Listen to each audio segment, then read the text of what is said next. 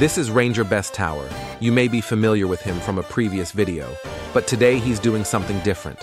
He's currently at level 0, but aims to get to level 10 without placing either of his 2 beginner towers. How will he do this? Well, let's just say he'll be getting some help.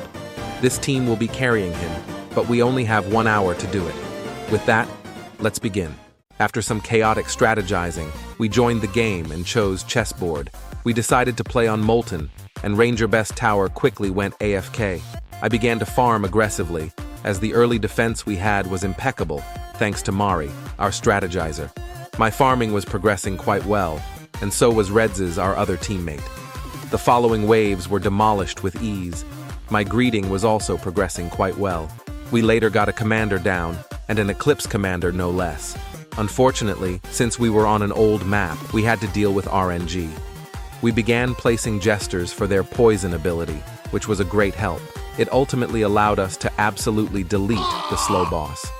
The next few waves mostly consisted of me greeting absurd amounts, while the others upgraded the defenses. Thanks to them, we were able to kill the hidden boss. I finally maxed out all my farms, ending my greed by wave 27. We even got a max DJ, which was a huge help. I then continued to place poison jesters all around, while Reds got some confusion. All this occurred without RangerBestTower doing anything productive. I got my first max accelerator as our defense melted all the waves. Jester's abilities were a huge part of this domination. I maxed some accelerators and watched as we destroyed. I made sure to get some medics as the Molten boss was soon to arrive. And when he did, despite his best efforts, he was annihilated, granting use a fast time and a large amount of XP. Upon rejoining, we found that RangerBestTower was level 4. Unfortunately, time was ticking, and we had under 40 minutes to finish the challenge. For our next round, we decided to do Fallen for the extra rewards. RangerBestTower assumed his typical position and became AFK. We used the same defense as we had before, and it worked marvelously. We were able to beat the abnormal boss with little difficulty. I greeted, as I typically had before, but this time it resulted in leaks. They made it to our base and we lost, still gaining some XP. We all decided to restart the match and opted for a much stronger early defense.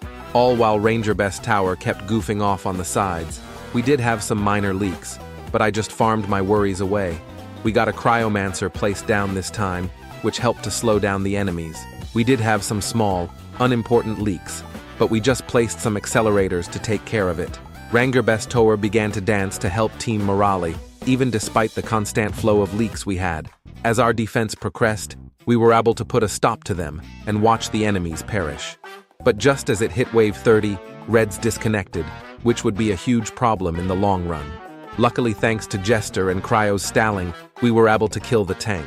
Unfortunately, we now lacked any commander chaining. I reassured Mari that we still had 30 minutes left, but in reality, we were well below. This didn't stop RangerBestTower from dancing. He was truly carrying the game, despite his lack of placements. As we marched closer to wave 40, we began to max our stronger towers.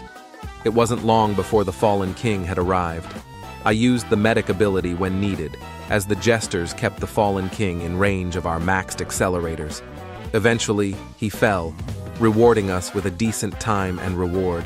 When we joined back, RangerBestTower was level 9, with 15 minutes remaining. I prepared to claim the Fallen achievement when we got hijacked by Bloxic.